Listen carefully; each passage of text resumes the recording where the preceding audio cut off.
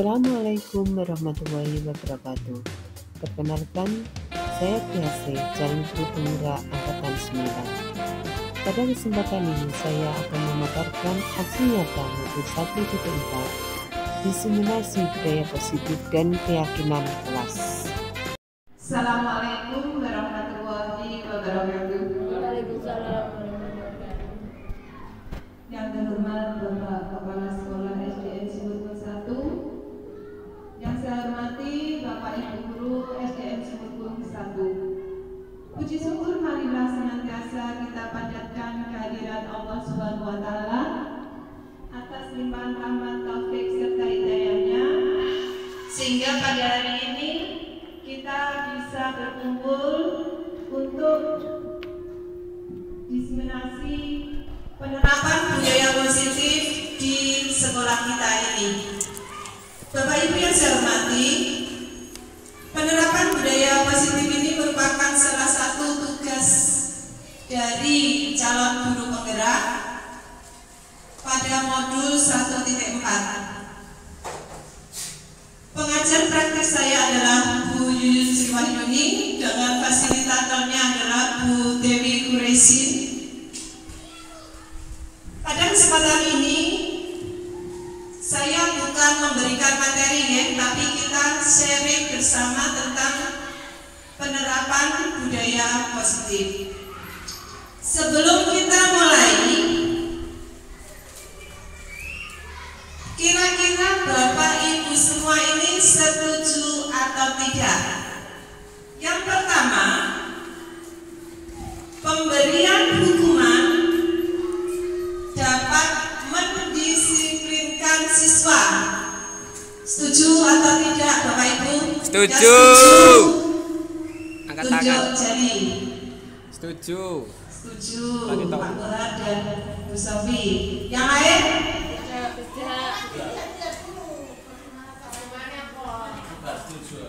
Ini hanya mengatakan setuju dan tidak setuju.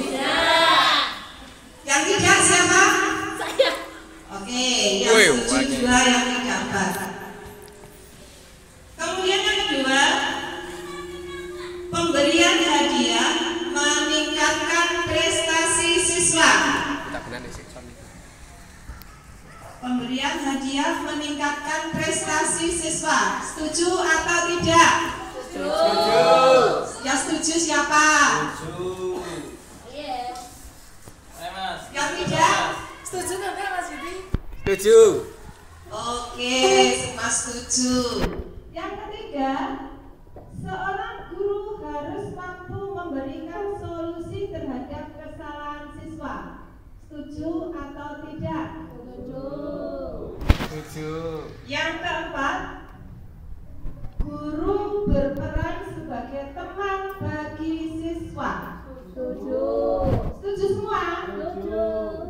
Baik, kalau semua setuju, jawabannya disimpan dulu ya. Nanti akan ada pemaparan tentang ini. Kira-kira dari jawaban dengan semua ini sesuai atau tidak?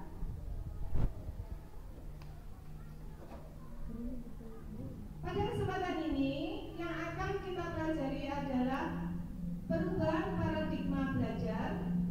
Yang kedua, disiplin positif. 3. Motivasi perilaku manusia. 4. Keyakinan kelas. 5. Posisi kontrol guru. 6. Segitiga restitusi. Dari ke-6 ini yang belum penjenengan kenal kira-kira yang mana? Hal yang baru. Segitiga restitusi. Nanti kita bahas bersama apa itu segitiga restitusi. Namanya saja segitiga, jadi nanti ada gambar segitiganya. Kita lanjutkan. Nah, ini ya Bapak Ibu ya. Mari kita coba berpasangan ya. Yang tidak dapat pasangan tidak apa-apa, dicoba sendiri saja. Bayangkan Bapak Ibu tangannya menggenggam sesuatu. Sesuatu itu sangat berharga sekali. Kira-kira yang berharga itu dalam bentuk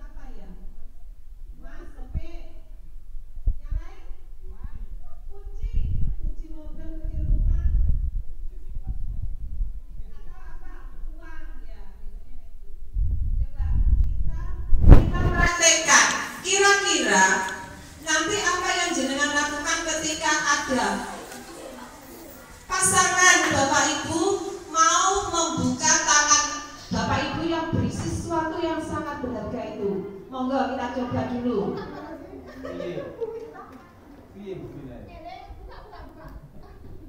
Monggo kita coba. Pak Dosi langsung diserahkan. Alhamdulillah baik sekali. Yang lain?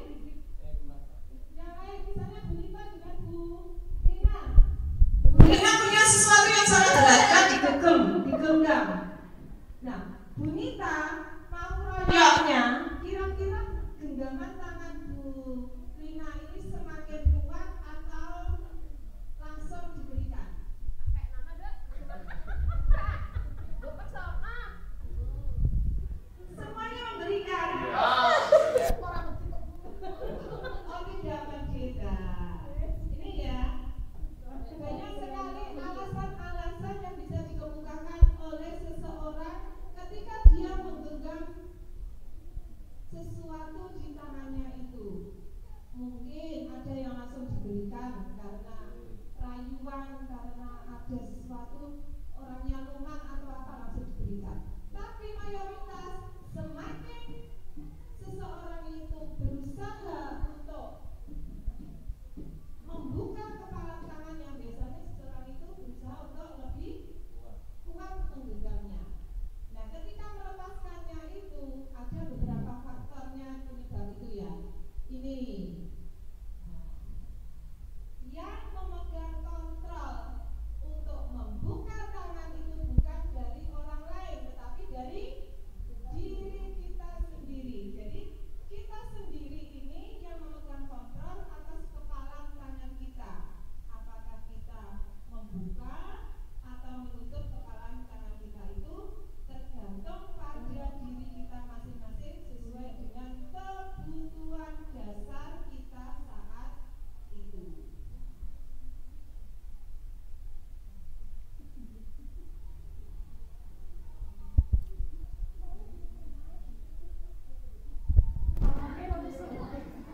Kita lanjutkan. Yang kita bahas tadi adalah budaya positif. Sebelum kita lanjutkan pembelajarannya, menurut penjenengan semua, kira-kira apa itu budaya positif? Monggo. Bu Rini, budaya positif itu kira-kira apa, Mas?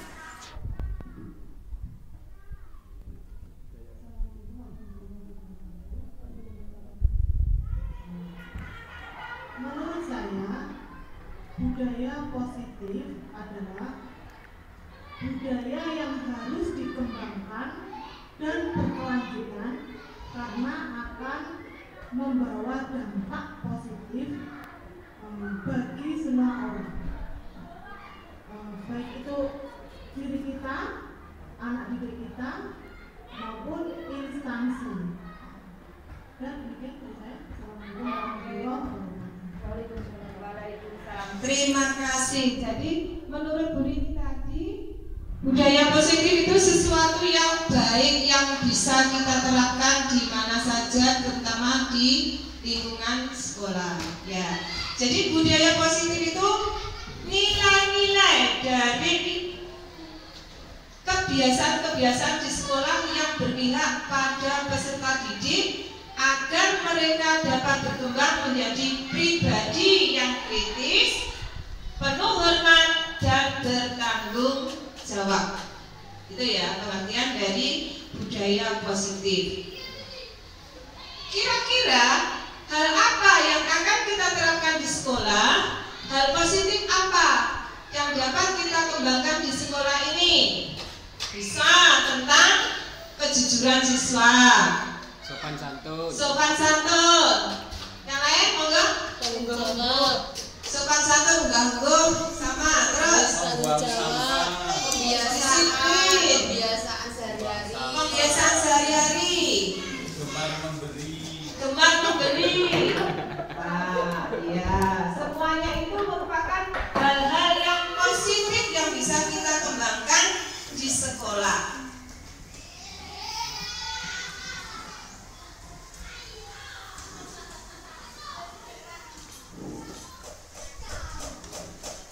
Pengembangan dari kebiasaan budaya positif ini sudah kita laksanakan sesuai dengan kurikulum Merdeka, yaitu melalui program apa Bapak Ibu?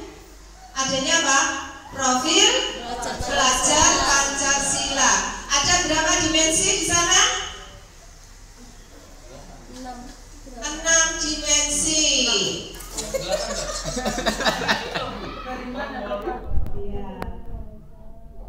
Seperti yang sering kita nyanyikan, Profil Pelajar Pancasila. Nyanyikan dua sih. Dinyanyikan. Monggo. Semuanya 1, 2, 3. Pelajar Pancasila beriman dan bertakwa pada Tuhan Yang Esa dan berakhlak mulia, berkebinekaan global, gotong royong mandiri, kreatif dan bernalar kritis. Tepuk tangan untuk kita semua. Ya. Apa yang kita laksanakan ini sesuai dengan perubahan paradigma. Untuk membangun budaya yang positif, sekolah perlu menyediakan lingkungan yang positif, aman dan nyaman, agar murid-murid mampu berpikir, bertindak, dan mencipta dengan merdeka, mandiri, dan bertanggung jawab. Lazimnya, disiplin ini dikaitkan dengan kontrol. Dalam hal ini adalah kontrol seorang guru dalam menghadapi murid. Itu nanti ada pembahasannya pada posisi seorang guru itu. Nanti ada 5 posisi seorang guru itu tadi ya.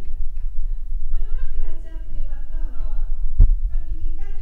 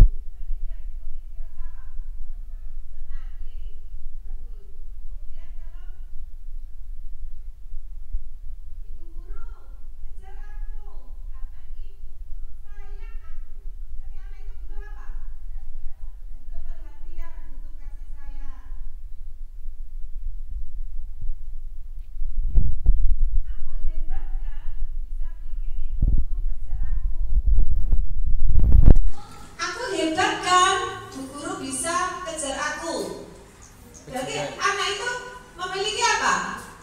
Penguasaan. Nah, jadi dia menguasai itu. Kemudian ada juga anak yang pintar gambar.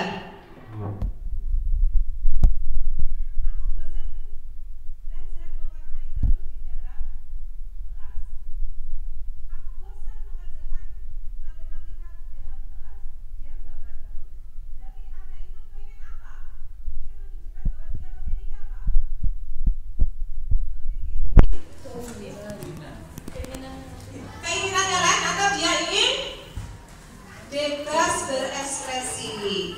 Nah, setiap anak itu memiliki potensi-potensi itu tadi. Jadi apa kebutuhan anak itu berbeda-beda. Kita lanjutkan tentang kedisiplinan tadi, bahwa kedisiplinan tadi itu berasal dari bahasa Latin, ya. Disiplina yang artinya belajar. Mana dari kata ini berkonotasi dengan disiplin diri dari murid-murid Sokrates dan Plato. Disiplin diri membuat orang menggali potensinya menuju sebuah tujuan apa yang dia hargai. Namun dalam budaya kita, makna disiplin ini telah berubah menjadi sesuatu yang harus dilakukan seorang pada orang lain. Untuk apa? Untuk mendapatkan kepatuhan. Kecenderungan kita selama ini yang kita laksanakan bahwa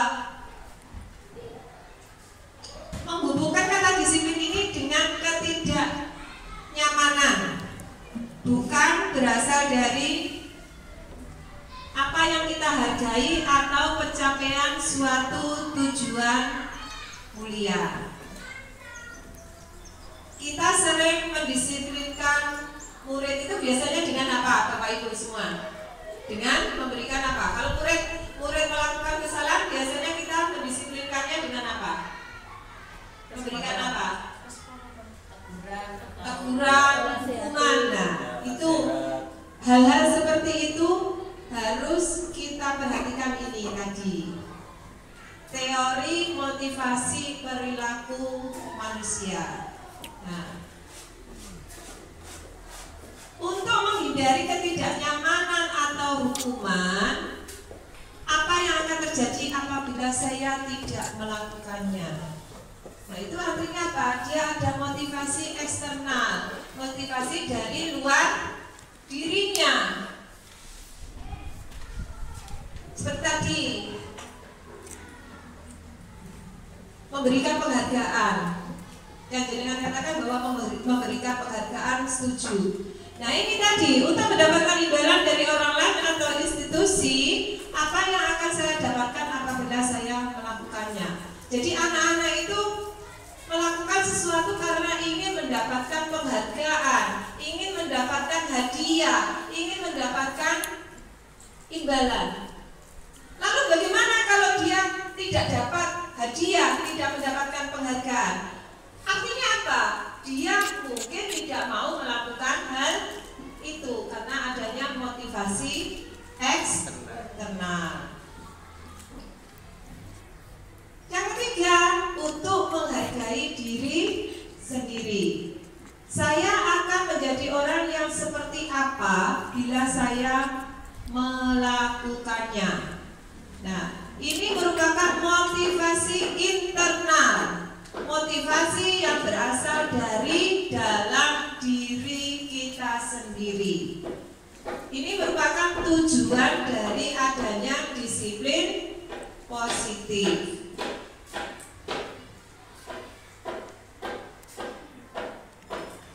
Sama seperti jenengan semuanya. Ketika kita datang ke sekolahan, ada bermacam-macam yang mengharuskan kita datang tepat waktu.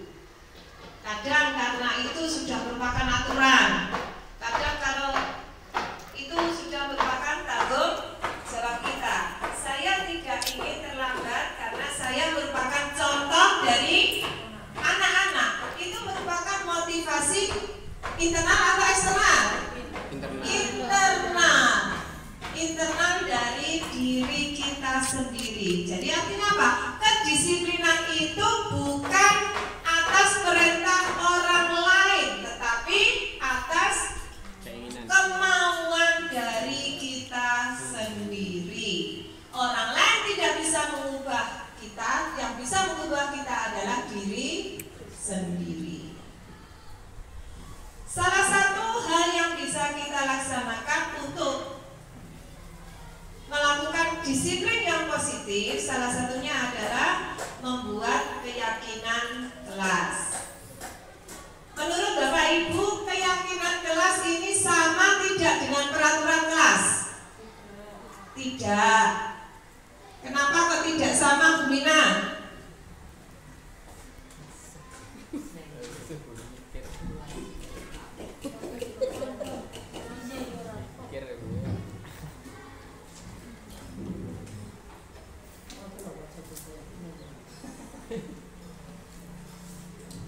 Assalamualaikum warahmatullahi wabarakatuh. Menurut saya, keyakinan kelas dengan peraturan kelas itu berbeda. Bedanya apa? Kalau peraturan kelas itu menurut saya hanya gurunya atau gurunya yang membuat. Tapi kalau kesepakatan atau keyakinan kelas itu antara guru dengan murid. Seperti itu. Terima kasih. Assalamualaikum warahmatullahi wabarakatuh. Ayo Pak Kohar, jawab. Ada yang lain? Jawaban yang lain? Nanti aja Bapak saya, Pak. Pak Kohar, monggo.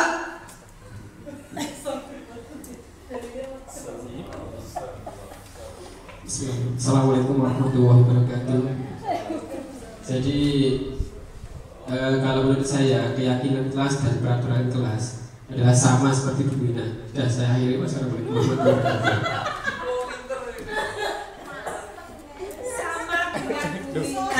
Sama dengan Bu Mina. Jawabannya sama ya Pak? Nggih, sama. Ada yang beda? Ada anak kembar wae jaman gak podo. Ada yang beda? Pak Gozi mungkin. Pak Gozi, monggo. Sama dengan Pak Kohar. Kalau keyakinan kok cenderung ke sini Bu, ke adanya suku, ras dan lain sebagainya ini. Tapi kalau kesepakatan berarti yang ada di dalam kelas itu sebenarnya tidak terlalu berbeda, hanya saja banyak istilah-istilah yang mirip tapi kalau dijabarkan berbeda kan begitu. Jadi keyakinan, kalau kita harus beribadah menurut keyakinan kan begitu. Nanti kalau agamanya Islam, Kristen berarti kan nanti beda keyakinannya. Jadi kalau cenderung dengan kesepakatan nanti sifatnya universal, umum. Oh, kita sepakatan di kelas. Nah, pada saat kesepakatan kita tidak memandang ras, suku dan lain sebagainya. Itu kalau secara bahasa itu. Tapi nanti secara teori nggak tahu ya. Itu jawaban dari saya. Iya, terima kasih. Jadi dari jawaban-jawaban itu sekarang kita lihat di sini keyakinan kelas itu adalah nilai-nilai kebajikan atau prinsip-prinsip universal yang disepakati secara universal juga bersama, terlepas dari latar belakang suku, negara, bahasa maupun agama. Menurut dari Gosen pada tahun 1998 bahwa suatu keyakinan akan lebih memotivasi seseorang dari dalam. Motivasi dari dalam berarti motivasi intrinsik. Seseorang akan lebih bersemangat untuk menjalankan keyakinannya daripada hanya sekedar mengikuti serangkaian peraturan. Jadi peraturan dengan keyakinan kelas atau kesepakatan kelas itu dua hal yang berbeda. Tadi sudah betul yang disampaikan oleh Mina atau Pak Gosi. Ya.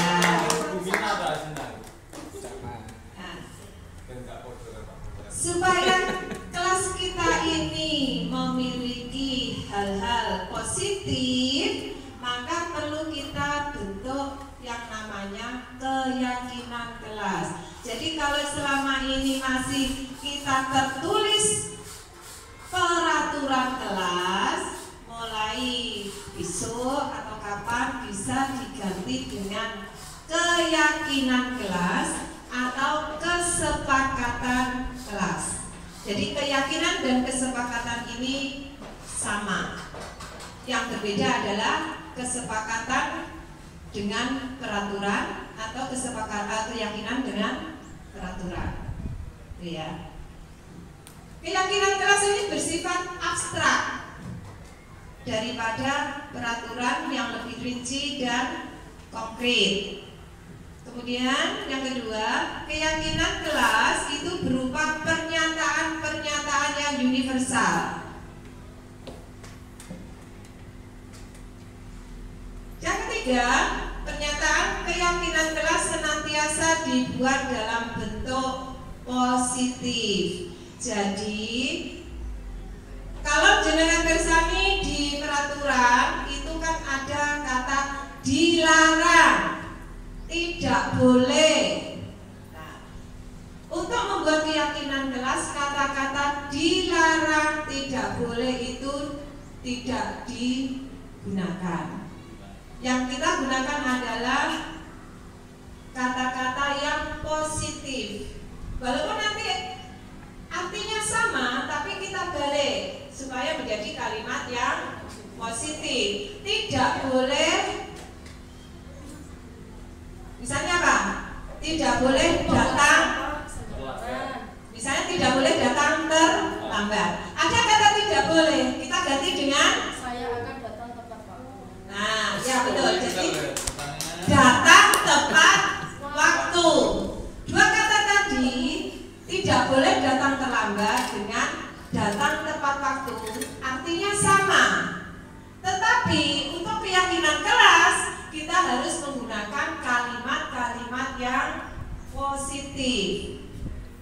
Itu artinya apa? Kita mengajarkan hal-hal yang positif kepada anak didik kita. Kalau sudah ada kata dilarang, tidak boleh, itu namanya peraturan tadi.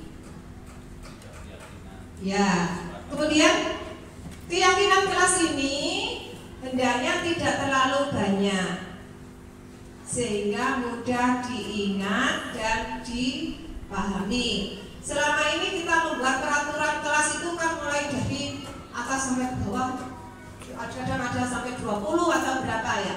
Nah, jadi siswa dirubah. bisa jadi siswa kita bisa rubah karena terlalu banyak. Boleh. Bisa yang bagus Pak, supaya nanti menjadi positif, hal-hal yang positif. Kemudian semua warga kelas sebaiknya ikut berkontribusi dalam membuat kegiatan kelas lewat curah pendapat. Nah, hal ini yang lebih penting lagi adalah kita harus bersedia meninjau kembali keyakinan kelas dari waktu ke waktu. Keyakinan kelas ini bisa kita ubah kalau sudah tidak relevan lagi dengan kebutuhan. Cara membentuknya bagaimana? Jadi ketika kita mau membentuk keyakinan kelas, Bapak Ibu guru bisa menanyakan dulu kepada anak-anak, kira-kira hal positif apa yang ingin kalian terapkan di kelas ini yang sudah menjadi kesepakatan bersama. Anak-anak disuruh menulis pada kertas, ya, pada kertas masing-masing. Bapak Ibu semua, ada 5 posisi kontrol seorang guru, yaitu sebagai penghukum, membuat merasa bersalah, sebagai teman, sebagai pemantau, dan sebagai manajer. Untuk lebih jelasnya, mari kita saksikan video berikut ini.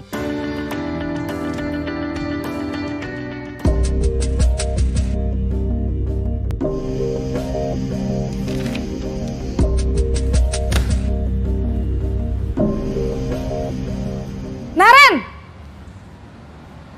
Sini kamu! Selamat pagi, Bu. Selalu terlambat. Kamu deh, pasti terlambat. Maaf, Bu. Saya... Apa? Apa coba? Alasan kamu apa lagi? Kapan sih kamu tidak terlambat? Malas sekali ya kamu jadi anak. Saya... Dasar pemalas. Gak kapok-kapok sih kamu. Sudah berapa kali terlambat? Sana, kamu keliling lapangan basket 2 kali. Kenapa saya harus keliling lapangan basket, Bu? Kenapa? Kamu mau lawan ibu?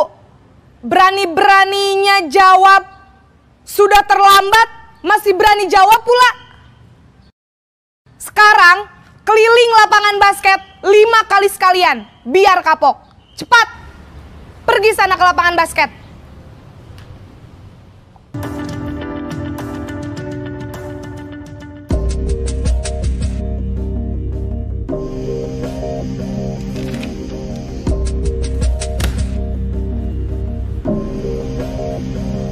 Naren!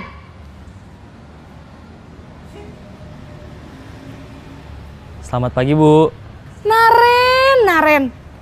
Kamu kenapa terlambat lagi, Nak? Ya Tuhan, Naren. Kamu senang ya bikin ibu susah ya?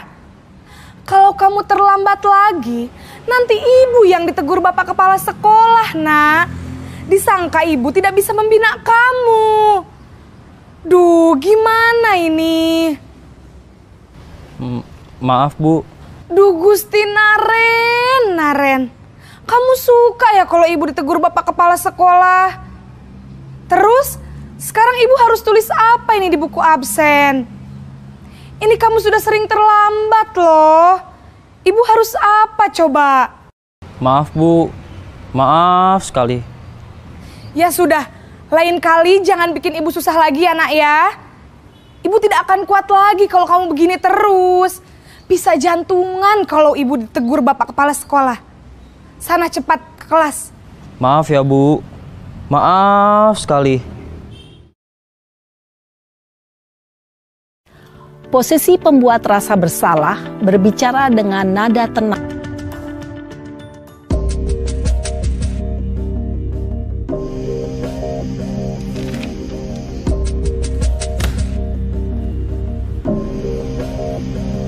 Naren!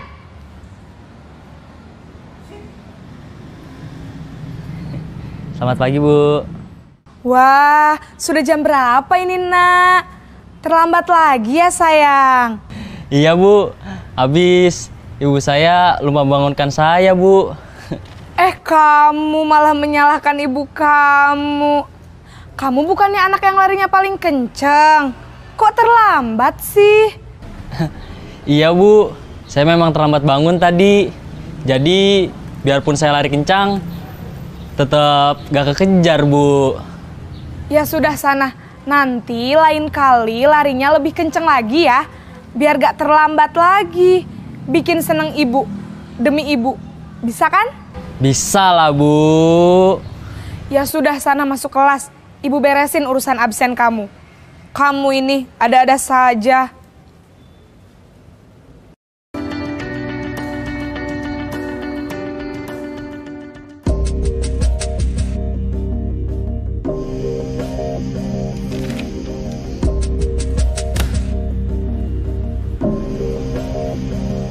Naren!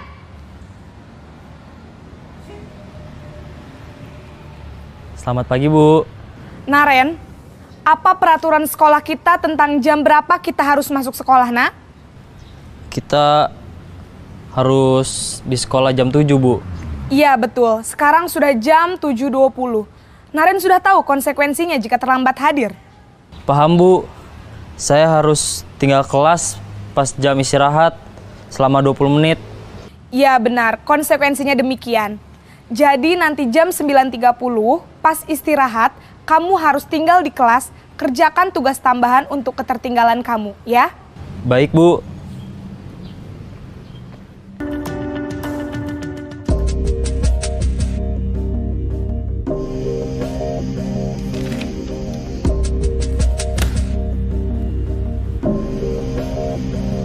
Naren!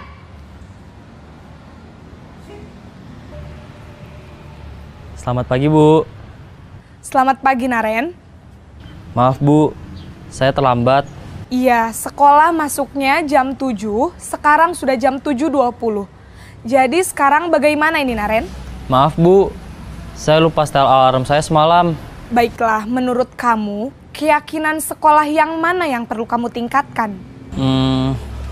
Menghargai diri sendiri dan orang lain mungkin ya, Bu. Setuju. Jadi, apakah Naren meyakini prinsip saling menghormati tersebut?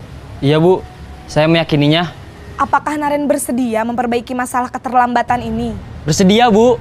Bagaimana kamu akan perbaiki masalah keterlambatan ini?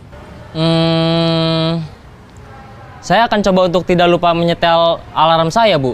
Baik, kalau Naren lupa menyetel alarm di rumah, ada orang yang kira-kira bisa bantu mengingatkan tidak? Ada, Bu. Kakak saya, Kak Ema. Ada lagi selain Kak Ema? Selain Kak Ema, ada ibu saya. Baik, jadi yang mengingatkan Naren adalah Kak Ema dan ibu kamu ya? Kira-kira akan mulai setel alarm kapan nih, Naren? Setelah pulang sekolah, akan segera saya lakukan. Baik, jadi Naren akan setel alarm untuk bangun besok pagi dan akan diingatkan oleh kakak dan ibunda Naren ya. Ada lagi yang mungkin perlu dilakukan, Naren? Agar tidak terlambat bangun lagi. Tidak ada, Bu. Baik, Naren. Terima kasih untuk kerjasama kamu. Sekarang kamu perlu kembali ke kelas untuk belajar. Baik, Bu. Terima kasih. Setelah menyaksikan video tadi, Bapak Ibu guru sudah tahu 5 posisi kontrol seorang guru. Bisa sebagai penghukum, pembuat merasa bersalah, teman, pemantau, dan manajer. Sebaiknya posisi kontrol seorang guru adalah sebagai seorang manajer. Dalam menghadapi seorang siswa yang indisipliner, seorang guru harus melakukan restitusi. Restitusi membantu murid menjadi lebih memiliki tujuan disiplin positif dan memulihkan dirinya setelah berbuat salah. Segitiga restitusi merupakan suatu proses dialog yang dijalankan oleh murid, guru, atau orang tua agar dapat menghasilkan murid yang mandiri dan bertanggung jawab. Ada 3 tahapan dalam segitiga restitusi, yaitu menstabilkan identitas, validasi tindakannya salah, dan menanyakan keyakinan. Pada menstabilkan identitas, seorang guru bisa menanyakan kepada murid, membuat pernyataan bahwa berbuat salah itu tidak apa-apa. Tidak ada manusia yang sempurna. Saya juga pernah melakukan kesalahan seperti itu. Kita bisa menyelesaikan ini. Bapak atau Ibu tidak tertarik untuk mencari siapa yang salah, tapi Bapak Ibu ingin mencari solusi dari permasalahan ini. Kamu berhak merasa seperti itu. Validasi tindakannya salah berdasarkan prinsip setiap perilaku berupaya memenuhi suatu kebutuhan tertentu. Guru akan bergeser dari pemikiran stimulus respon menjadi proaktif. Mengenali dan mengakui kebutuhan murid akan memperbaiki hubungan dengan murid. Tahapan yang kedua adalah validasi tindakan yang salah. Setelah kita mengetahui permasalahan pada seorang siswa yang indisipliner tadi, kita bisa membuat pernyataan. Padahal kamu tidak melakukan hal yang lebih buruk dari ini ya. Atau juga bisa, kamu pasti punya alasan mengapa kamu melakukan hal itu. Bisa juga, kamu patut bangga pada dirimu sendiri karena kamu telah melindungi sesuatu yang penting buatmu. Tahapan ketiga dalam segitiga restitusi adalah menanyakan keyakinan. Pada tahap menanyakan keyakinan, murid akan diberi pertanyaan-pertanyaan bermakna untuk memunculkan motivasi secara intrinsik, sehingga mampu mengaitkan keyakinannya dengan tindakan yang salah. Pada saat menanyakan keyakinan, guru bisa memberikan pertanyaan Apa yang kita percaya sebagai keyakinan kelas atau keluarga? Apa nilai-nilai umum yang kita telah sepakati? Apa bayangan kita tentang kelas ideal? Kamu mau jadi orang seperti apa?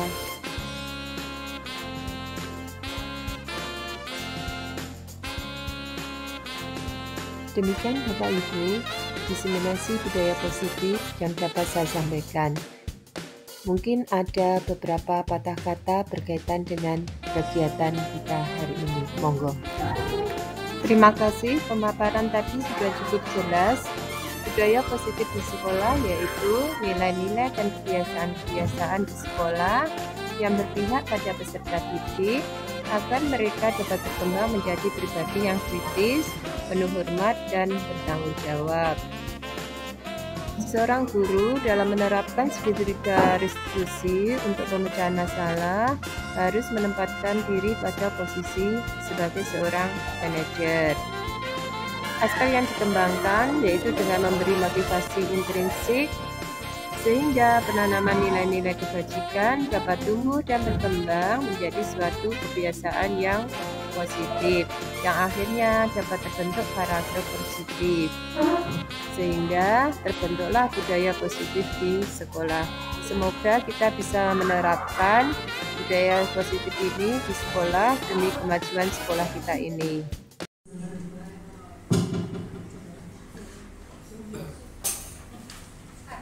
Tambahan dari teman-teman yang lain? Baik, terima kasih. Demikian pertemuan kita pada hari ini. Saya selaku yang mendapatkan materi dari calon guru penggerak angkatan 9. Mohon maaf apabila ada kesalahan. Terima kasih atas waktu penjelasan semua. Mohon maaf. Akhir kata, wassalamualaikum warahmatullahi wabarakatuh. Waalaikumsalam warahmatullahi wabarakatuh. Hidup Basi.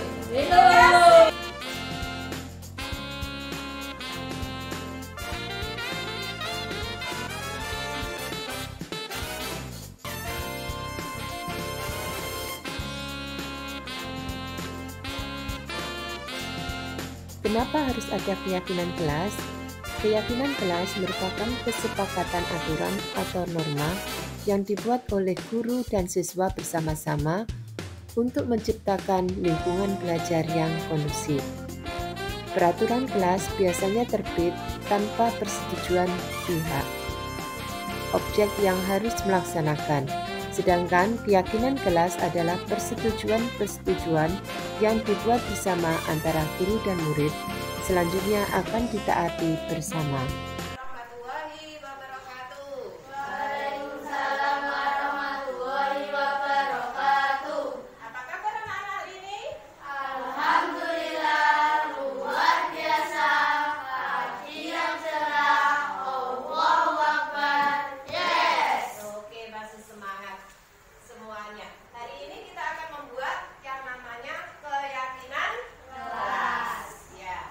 Coba siapa yang tahu di antara kalian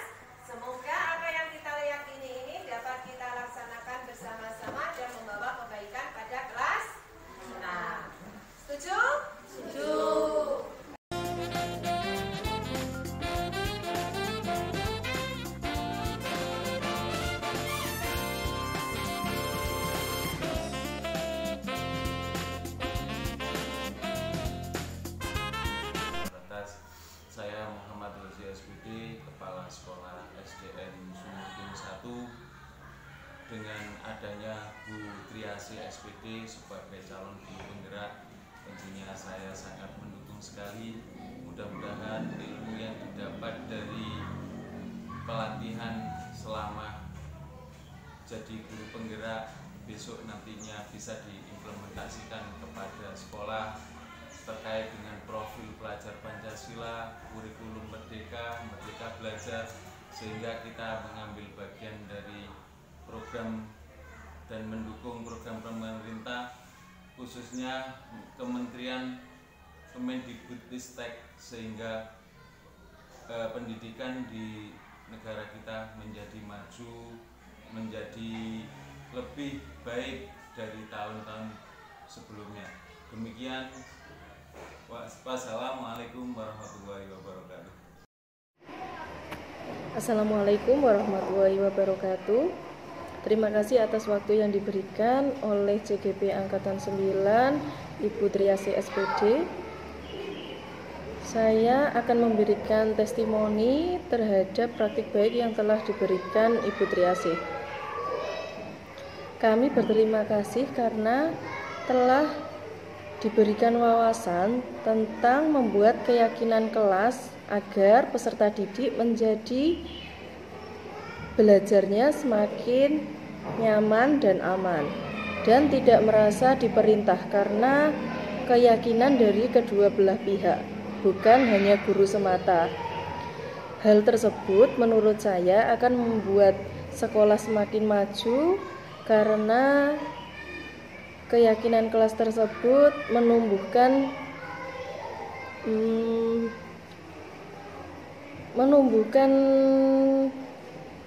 anak tersebut tanggung jawab terhadap dirinya sendiri tanpa ada paksaan dari orang lain. Seperti itu. Terima kasih, kurang lebihnya mohon maaf. Wassalamualaikum warahmatullahi wabarakatuh. Assalamualaikum warahmatullahi wabarakatuh. Nama saya Salsa Bila dari kelas 6 SDN Sumurkung 1. Keyakinan kelas yang berisi adalah 1. Menjaga kebersihan, 2. Disiplin dan tepat waktu, 3. Saling tolong menolong, 4. Berbicara dengan sopan, 5. Saling menghormati. Assalamualaikum warahmatullahi wabarakatuh. Perkenalkan, nama saya Siva dari SDN Sumurkung 1 kelas 6. Saya sangat senang dengan adanya keyakinan kelas menjadi sangat tertib. Senang belajar dengan aman, nyaman, dan menyenangkan. Wassalamualaikum warahmatullahi wabarakatuh.